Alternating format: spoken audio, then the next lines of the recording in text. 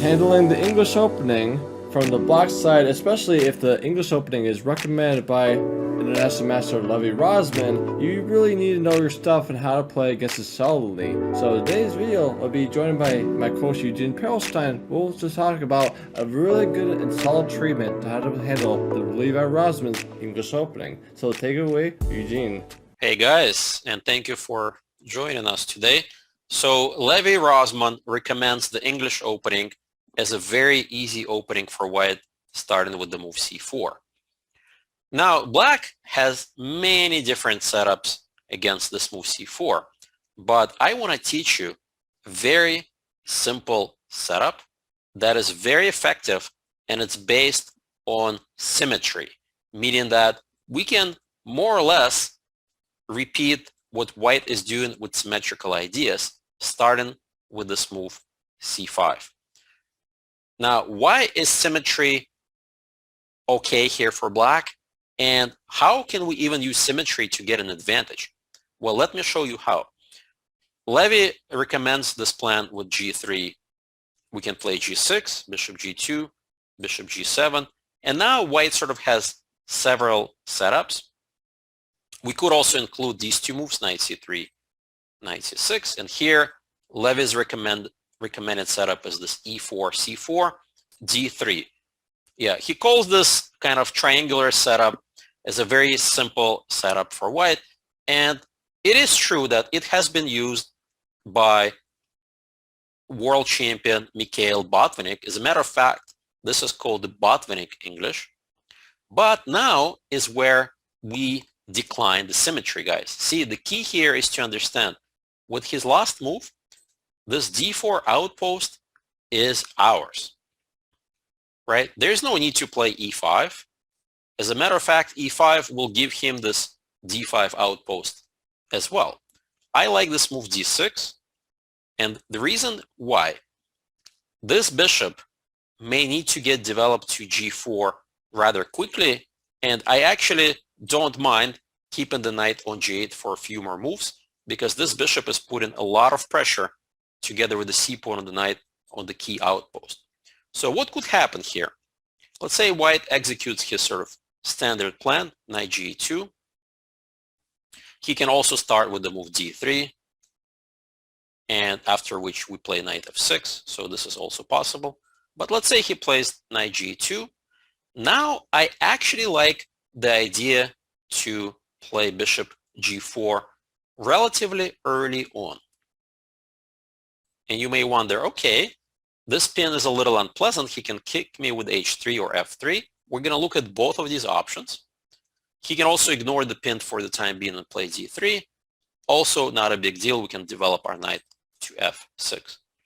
So let's say he starts with d3. We play knight f6. And again, h3 or f3 are on the agenda here for white.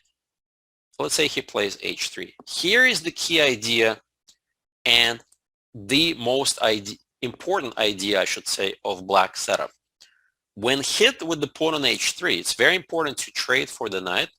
Typically, they take with the knight to cover d4, and we actually don't play the obvious move castles. We don't do that. And the reason why, we need to play knight d7, knight f8, we need to preserve that square, knight e6, and now the d4 outpost is forever ours. There's no way he can stop one of the knights jumping to d4. So how could the game continue? Let's say he castles. I've actually had a game like this once against a very strong 2400 plus player. I think his name was Michael Lee from the West Coast. I think he may be even from Seattle. And I won rather quickly. He played, I think, rook b1, if I'm not mistaken, to protect the pawn, knight e6, bishop e3, and this knight can go to d4 at any moment. Okay, this is important to remember. You can get that knight at any moment. As a matter of fact, you can still get the knight right now. So this is the dream position for white. Control over the dark squares is key. Black, this is dream position for black, I meant to say. And white's typical idea of a3, b4 is not that easy to achieve. We always can play a5. And again, very difficult for white to generate any kind of attack against our pieces. So if we go back, you may wonder, what if he plays the other pawn push, f3? Now, in this case, we've actually weakened g1, a7 diagonal, where his king is going to get developed. I like this move, bishop d7, castles, castles. Okay, and now our plan is to quickly get a6 and b5 going. So what is the logical move for white? Bishop e3, a6. Again, guys, we have to be very fast. So Levy recommends in this setup some King's Indian attack on the king side with f4. He can start with f4. We can already kick the bishop with knight g4. He can prepare it with the move h3. It doesn't matter. Our goal is to get this typical queenside counterplay. And we are actually much faster with the queenside counterplay than white's kingside play, because f5, reality check, 0 threats. Just think about it. 0 threats whatsoever. Even as the pawn is on g4, 0 threats. Even if the pawn is g5, 1 threat. Okay, so then we move the knight. The key about this king's attack with the pawns is actually not very effective at all because of this fianchetto bishop. And this is why this is very effective strategy against the Botvinnik English. In the meantime, we are winning the battle already with the big threat of b takes, right? And if he plays b3, he's going to weaken his position a lot. So these are the kind of ideas I want you to remember and very useful to know. And you may wonder, okay, what if he prevents our bishop g4 pin idea by playing, let's say, d3 first, and now h3. Very useful move. Very useful move. Okay, he stops knight g4, bishop g4. In that case, we are going right away, you guessed it, with our queenside counterplay. One thing, though, you should be a little bit aware, at least, if the pawn is on f4 and your knight is not protected, b5 runs into well-known trick. Well-known trick starting with this e5. Oops, our knight's under attack, and so is this knight. So we may lose a piece now. So let's not do that. Let's simply overprotect this knight, bishop e3 and b5. And just like I showed you earlier, we get the same exact structure. We're not afraid of f5 push or g4 push. We're getting our counterplay relatively fast. Okay, any questions so far? So what if he goes a4 to stop b5? Excellent question. So white sometimes tries this move a4. Notice that b5 is not possible anymore. He's got 1, 2, 3 attackers. The other thing you have to notice is what is wrong with the move a4. The key outpost now is this b4 is weakened, right? So we actually now have 2 outposts that black can control. In this case, we can maybe reroute this other knight to c7, open up our bishop, and then play for b5. And I believe, again, white has no attack whatsoever on the king side. f5 you can simply ignore. And then knight c7 followed by b5 is a very interesting, and maybe even black is better after there. So let's say f5, we can play knight c7, bishop e3 or something. Takes, takes. I believe black is quite fast, especially after knight takes. He may just lose a pawn outright. Again, this is very, very solid. Reminds me of my favorite opening, the Accelerate Dragon, and white is playing like close Sicilian, right? And we've got this target. Pretty nice advantage. Does that answer your question? Yeah, it does.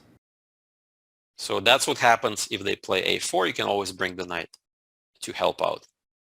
So now, if they don't play this Botvinnik move, e4, what else can white do? A lot of people ask me this question, like, what if they don't play e4? let's say they play knight f3.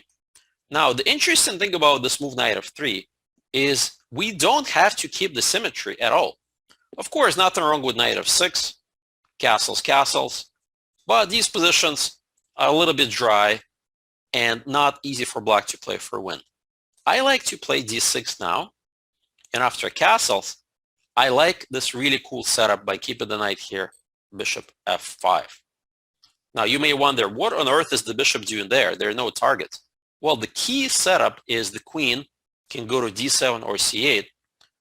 I think c8 may be a little bit more accurate so that d7 square is available for you later on. And the point is you're preparing the trade of this monster bishop, whereas your knight on g8 can get developed in one move later on. Another benefit of this setup, notice how you leave the king on e8 for a bit longer. You can play this h5, h4 idea in the future. Try to break open on this file. Yeah, this is a modern way, and I like this way of developing for black. And finally, if they play this move e3 with the idea to put knight on e2 and play d4, this is yet another cool position for black to remember. You have several simple plans. One of them is actually to try to prevent d4. This knight h6 move looks a little unusual. And after knight g2, he's one move away from playing d4. You play knight f5. And after castles, d6, and later you can castle yourself. You can even play h5, h4 idea. But if he has to play d3, you've already won the opening battle. That means he has to play slow chess. This is the only setup he has left. And in your case, black is absolutely fine. What can black do? Black can simply castle. Black can play a6, rook b8, protect the knight with bishop d7, and b5. Again, black is doing quite well. So pretty much to review, right, what are the typical ideas? We're going for symmetry initially. White can try to play e4. This is called the Botvinnik English. And then we break the symmetry with d6 and do the do the bishop g4 pin, followed by knight f6. We trade, activate the knight via f8. We're winning this key tempo, and we are doing quite well given that control of the d4 outpost. And if white plays, let's just say, knight f3 instead of the Botvinnik move e4, in that case, we play d6, castles, bishop f5 to set up the battery to play bishop h3 next. This is a very effective position against white's fianchetto. And again, notice that flexibility of the knight being on g8 is very important, especially in the line where white plays e3 with knight g2. We are anticipating this d4 push. Now d4 will simply lose a pawn. e4 gives us this free outpost, and g4 is simply bad because of this knight h4 hitting the bishop. So this knight is pretty much immune to any of white's attacks. Levy also mentions this early h4 idea. Very interesting move, I have to say, to try to play this h5, and we call this kind of caveman style of an attack. It actually may work in case if you're not careful, but I like the simple way to stop it. He mentions this move h5 briefly and says black may not be able to find this move in the real game, but now, guys, you know h5 is the best move. Moreover, the plan is more or less similar. You can still get this knight to f5, right, to control the square, then d6 later, and black is doing great.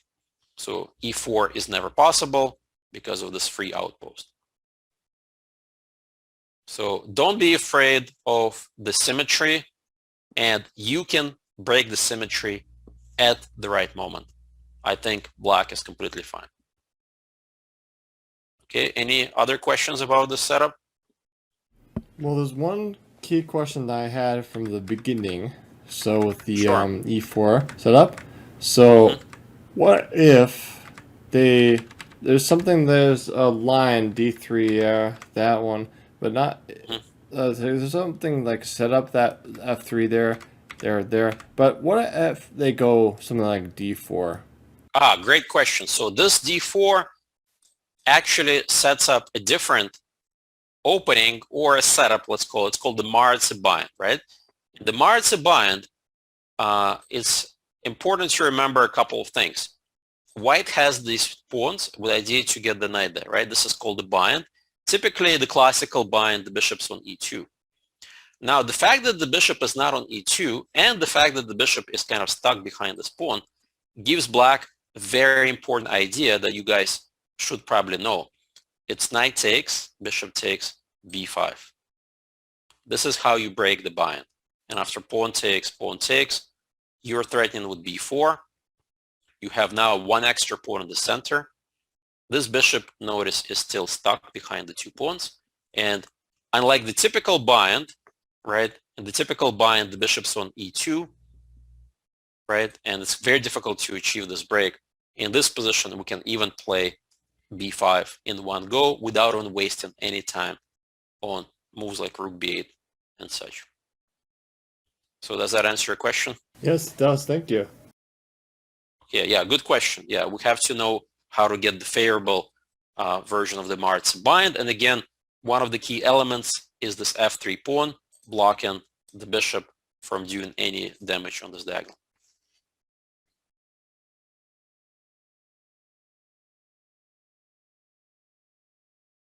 All right, so I think that pretty much covers it. Do you have any other questions in this opening? No, thank you so much, Eugene. All right, guys, I hope you enjoy this video, and now you have a weapon to use symmetry and only break the symmetry at your convenience against this English and the Botvinnik English setups.